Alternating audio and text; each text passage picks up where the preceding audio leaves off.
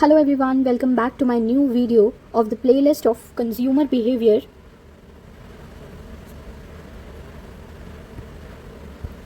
As you know, my name is Mariam and मैं आप लोगों को बिजनेस मैथमेटिक्स की प्लेलिस्ट प्रोवाइड कर चुकी हूँ. उसकी कुछ वीडियोस अपलोड हो चुकी हैं, कुछ रोज़ डेली अपडेट्स हो रही हैं.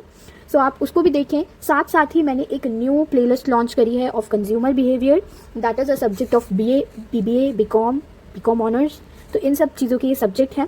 आप इसे गो थ्रू कर सकते हैं अगर आप इन पेपर के स्टूडेंट्स हैं.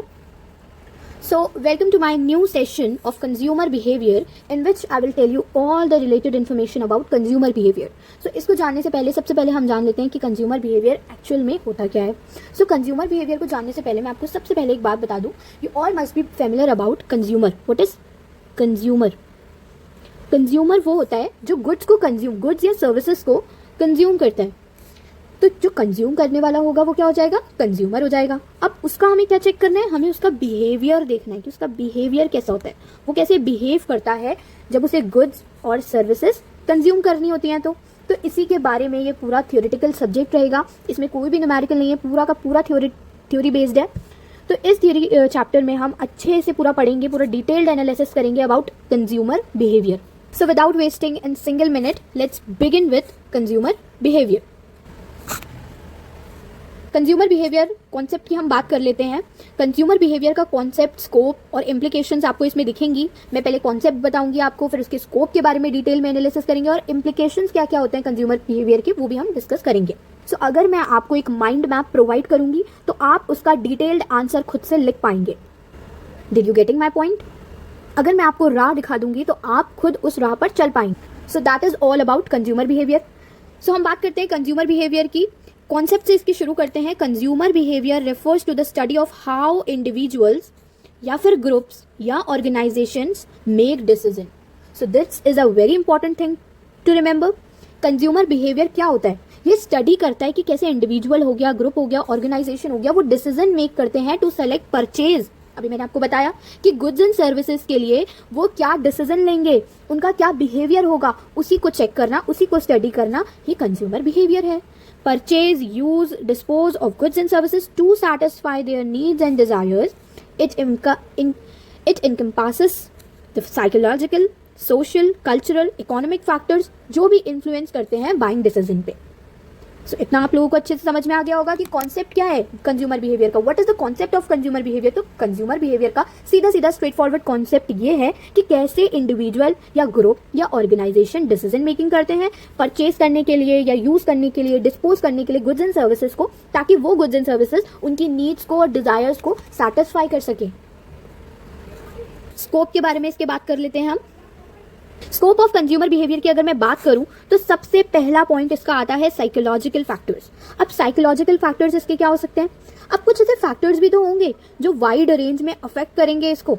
तो जैसे मोटिवेशन हो गया, परसेप्शन हो गया, लर्निंग हो गया, एटीट्यूड्स हो गया, बिलीव्स हो गया, दैट शेप कंज्यूमर चॉइसेस, जो कंज्यूमर की चॉइस को अफेक्ट कर सकते हैं. जैसे कंज्यूमर को अगर किसी चीज़ की मोटिवेशन आ गई कि मुझे डॉट एंड की का प्रोडक्ट नहीं लेना अपनी स्किन केयर के लिए, मुझे मामाअर्थ का प्रोडक्ट चाहिए. So what is the motivation? उसको मोटिवेशन आ गई कि अब नहीं, मुझे डॉट एंड की का लेना ही नहीं है, अब मुझे जो वो प्रोडक्ट है स्पेसिफिक वो मामाअर्थ का ही लेना है. सो उसके कंज्यूमर का जो डिसीजन मेकिंग प्रोसेस है, क्या वो चेंज होगा? येस और नो? यस, होगा. सो यही होता है कि परसेप्शन, लर्निंग एटीट्यूड्स, बिलीव्स अगर कंज्यूमर के चेंज होते हैं साइकोलॉजिकल फैक्टर्स में ऊपर या नीचे आता है तो कंज्यूमर की चॉइस में भी ऊपर नीचे यानी कि अफेक्ट करता है. अब हम बात करते हैं इसके कुछ कल्चर एंड सोशल इन्फ्लुएंसेस की. सो कल्चर एंड सोशल इन्फ्लुएंसेस की अगर मैं बात करूं इसके, तो सबसे पहले आता है impact of family, social class, culture, reference group on purchasing pattern.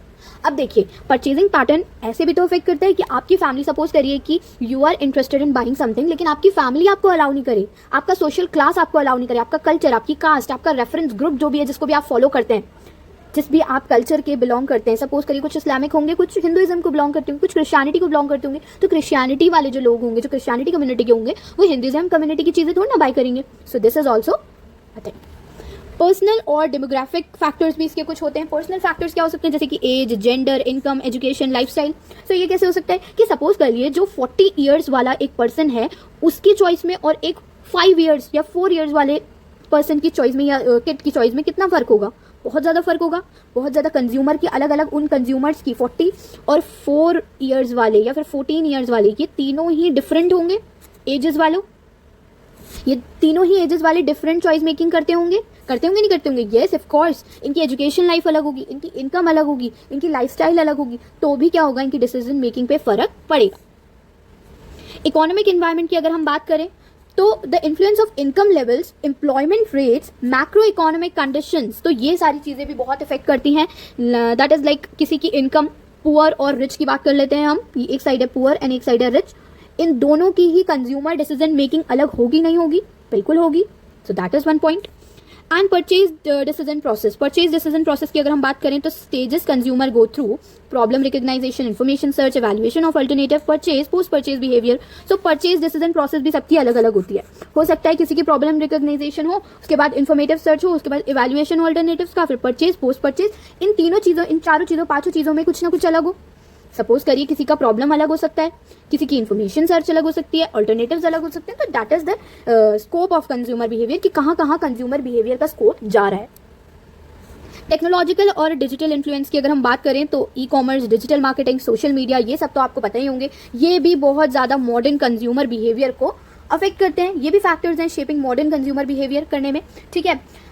Next is product usage and disposal. So product usage and disposal की अगर मैं बात करूं तो how consumer use and eventually discard products including sustainability consideration. तो कैसे consumer use और क्या कहते हैं डिस्कार्ड कर देते हैं प्रोडक्ट्स को, इंक्लूडिंग सस्टेनेबिलिटी को ध्यान में रखते हुए, तो वो भी एक मैटर करता है, स्कोप है उसका कि कैसे प्रोडक्ट का यूजेज हो रहा है और कैसे डिस्पोजल होता है, वो भी डिफरेंट है। इम्प्लीकेशंस ऑफ कंज्यूमर बिहेवियर की बात करते हैं। इम्प्लीकेशंस ऑफ कंज्यूमर बिहेवियर में सबसे पहला जो टॉपिक आता है वो आता है marketing strategy.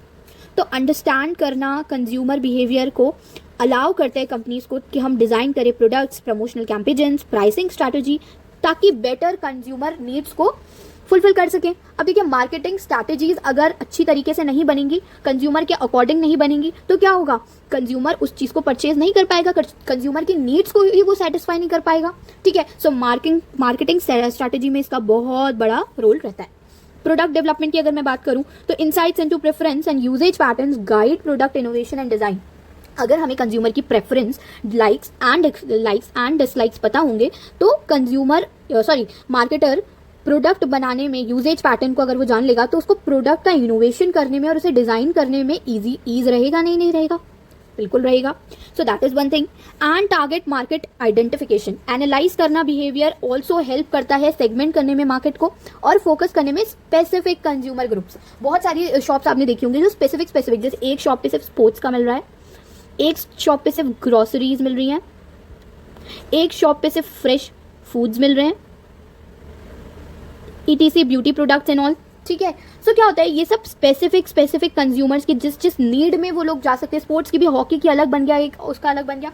So this is the thing that marketer keeps in mind कि कंज्यूमर अगर उसका बिहेवियर है, अगर कंज्यूमर का ये प्रेफरेंस, अभी जैसे समर सीजन आ रहे हैं तो कंज्यूमर का प्रेफरेंस क्या होगा, ice creams and cold drinks and cold things like summer dresses और like short dresses, that is the consumer needs in summer. तो इन सब का मार्केटर ध्यान रखते हैं। सो हम बात करते हैं इस चीज़ की।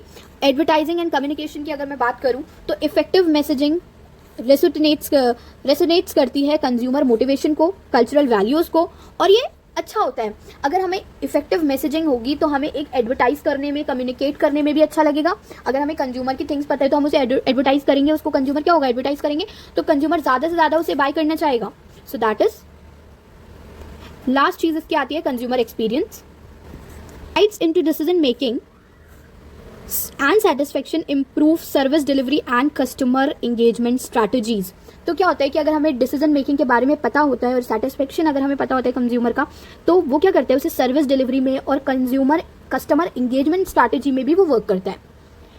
ब्रांड लॉयल्टी एंड रिटेंशन की अगर मैं बात करूं तो हम अगर अंडरस्टैंड करें पोस्ट परचेज बिहेवियर को, अभी आप स्टेप्स पढ़ेंगे कि किन स्टेप्स में कंज्यूमर अपने डिसीजन मेक करता है, तो उसमें सबसे लास्ट जो होता है ना वो होता है पोस्ट परचेज बिहेवियर। इसका मतलब है कि अब आपने कंज्यूमर ने खरीदारी कर चुका है और खरीदारी करने के बाद जो उसका बिहेवियर है वो उस प्रोडक्ट के लिए क्या है, उसका रिव्यू क्या है, उसका फीडबैक क्या है।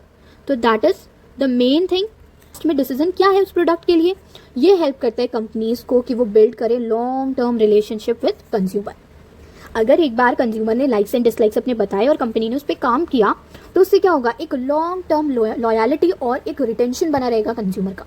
सस्टेनेबिलिटी एंड एथिक्स की अगर मैं बात करूं तो नॉलेज अगर कंजम्पशन पैटर्न्स की हमें होगी तो ये सपोर्ट करेगा efforts in promoting sustainable products and ethical marketing practices. तो ये इसमें भी मदद करेगा कि हम ऐसे प्रोडक्ट बनाएंगे जो आगे तक चल पाएं, सस्टेनेबल हो और एथिकल मार्केटिंग प्रैक्टिसेस भी इससे प्रमोट हो पाएंगी। टेक्नोलॉजिकल इंटीग्रेशन की अगर मैं बात करूं तो ये ट्रैक करते हैं ऑनलाइन बिहेवियर। टेक्नोलॉजी में अब क्या हो रहा है, अब हर चीज़ हमें ऑनलाइन में पता है। जब हम कोई भी वेबसाइट अगर हम देखें, कोई भी वेबसाइट अगर हम अपने कंप्यूटर या स्मार्टफोन में देखते हैं, सपोज करिए हम लोग ने मिंत्रा करके एक वेबसाइट है, उसमें क्या होता है जब भी हम लाइक करते हैं, ऐसे हार्ट बना हुआ आता है, जब भी हम किसी चीज़ को लाइक करते हैं तो वो हमारे विश लिस्ट में चली जाती है, उसे विश लिस्ट बोलते हैं। उस विश लिस्ट का क्या मतलब होता है, एक तो ऐड टू बैग होता है या फिर कार्ट होता है, उससे तो हम ऑर्डर करने के लिए होता है। बट ये विश लिस्ट क्या होती है, wish list is something that is आपका अभी मन है खरीदने का बट आप नहीं खरीद पा रहे हैं ड्यू टू सम रीजंस, तो आप इसे विश लिस्ट में डाल रहे हैं ताकि जब भी आप दोबारा आपके पास वो चांस आए तो आप वो प्रोडक्ट जरूर लें। उस हार्ट का मतलब ये होता है, उस हार्ट का मतलब यहाँ क्लियर बता देती हूँ, ये होता है। सो टेक्नोलॉजी से क्या करते हैं वेबसाइट्स वाले, देख लेते हैं कि उनकी प्रेफरेंस क्या है, फिर उस चीज़ को दोबारा उस कंटेंट को दिखाते रहते हैं ताकि वो प्रोडक्ट उस कंज्यूमर को अट्रैक्टिव लगे और वो खरीद सके। Tracking online behaviours enable personalisation. सबसे पहले तो एक पर्सनलाइजेशन हो गया कि इस कंज्यूमर की विश क्या है, इस कंज्यूमर की विश लिस्ट से ये पता चल जाता है कि what is the preference of the consumer, पहली चीज। दूसरा, through AI and analytics enhance करते हैं यूजर के एक्सपीरियंस को। तो this is one of the most important topic. Technological integration is all about this lesson. अब हम आगे डिस्कस करेंगे about integration of consumer behaviour in the marketing concept. इस टॉपिक को हम अगले वीडियो में डिस्कस करेंगे as this video goes very long. सो तब तक के लिए आप लाइक, कमेंट, शेयर करें, सब्सक्राइब करें, बेल आइकन को जरूर हिट करें ताकि आपको जो नेक्स्ट वीडियो है उसका अलर्ट सबसे पहले आ जाए। Thank you so much.